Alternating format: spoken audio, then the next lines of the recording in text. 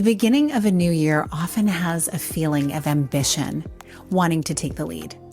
But something quieter asks to be listened to first. The women I work with are not short on vision or capability.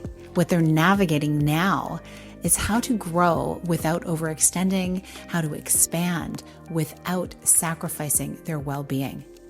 In this episode, I want to offer a perspective that helps you orient to who you are becoming through grounded identity and internal clarity that shapes everything that follows. Hi, welcome to the podcast.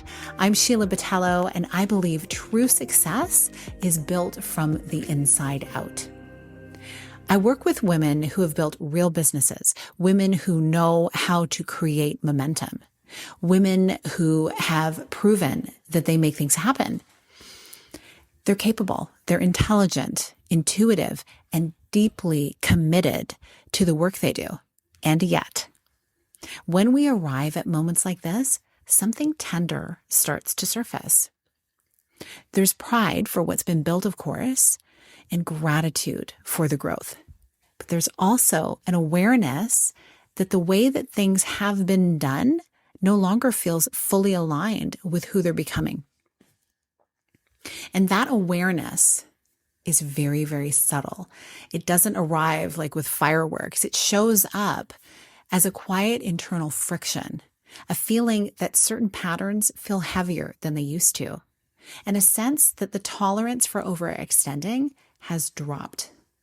A desire for expansion that's paired with a deep unwillingness to burn out again. This is the place that so many high-achieving women are standing in right now. Identity doesn't announce itself through words, though. It shows up through sensation inside your body and through the way decisions actually feel for you, through what drains you faster than it used to.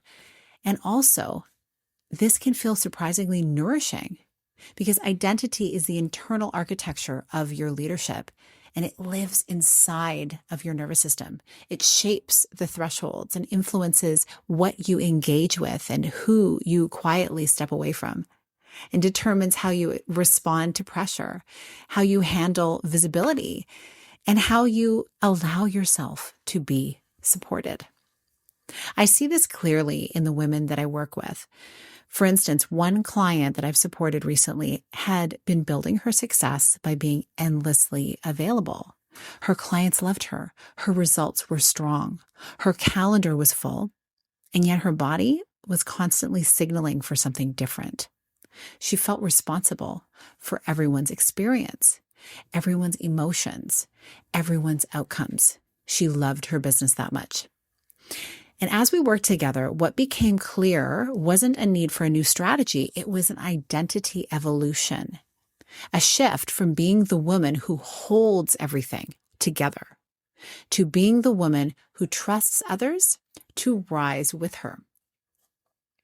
Another client had just come through a massive growth phase. Revenue had expanded, visibility had increased, and opportunities were flowing her way. And yet, she found herself feeling disconnected from the way she was building and from the life she was building because her internal pacing just had not recalibrated yet. Her identity was still operating at the speed of the version of herself who had to push to be seen. These moments are incredibly common. They're also deeply misunderstood. When identity hasn't caught up to expansion, the system starts to look for relief.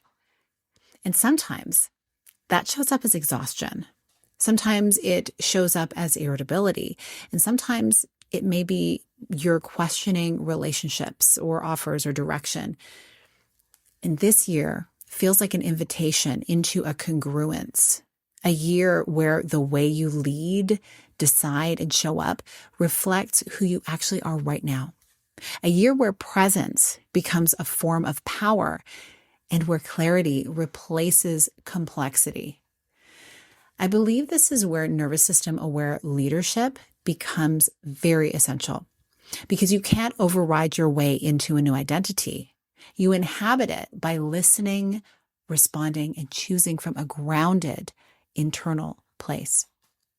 Self-trust becomes central here, not the performative kind, the lived kind, the kind that allows you to pause before responding and that lets you choose simplicity without guilt, the kind that recognizes when something feels complete or off.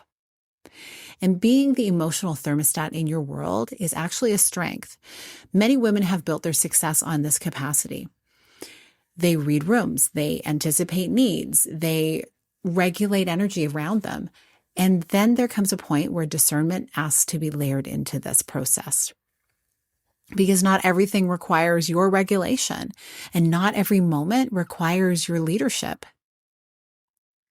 Not all of the emotions need to be managed by you, bottom line. This is where identity softens and strengthens at the same time. I noticed this shift in myself recently through a very small but meaningful decision that I made. Years ago, I would have felt the need to explain it, to justify it, and make sure everyone understood. But this time, the decision landed quietly, and it felt complete in my body before it was ever even articulated to anyone else, and it was very powerful. That is how identity evolution shows itself. You begin to move from discernment rather than urgency. Things are aligned for you rather than performative, and your self-respect grows. You step away from self-sacrifice. This is the work I do with women inside my private containers and my programs. Not surface level shifts, but recalibration at the level that actually sustains expansion. As you step into this year, I want to offer you 3 gentle identity cues to help give you a reflection time that you can return to again and again. The first is, what am I no longer entertaining? The second is, what am I naturally moving toward? And the third is, who am I when no one is watching? Those answers reveal more about your leadership than any goal-setting exercise ever could. January holds a very unique energy for this kind of work. There's space before momentum builds, and there's room to choose differently before patterns lock in and before things get really busy. So if you feel that quiet recognition that you're stepping into a new way of building and a new way of being as well, trust it. You don't need to rush it. You don't need to define it. And you don't need to explain it. You get to live into it through your choices, through your own pacing, and through the way you care for yourself as you lead.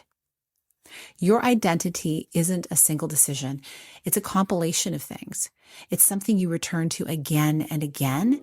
And today, at the start of a new year, you get to return to it with intention. Thanks for listening.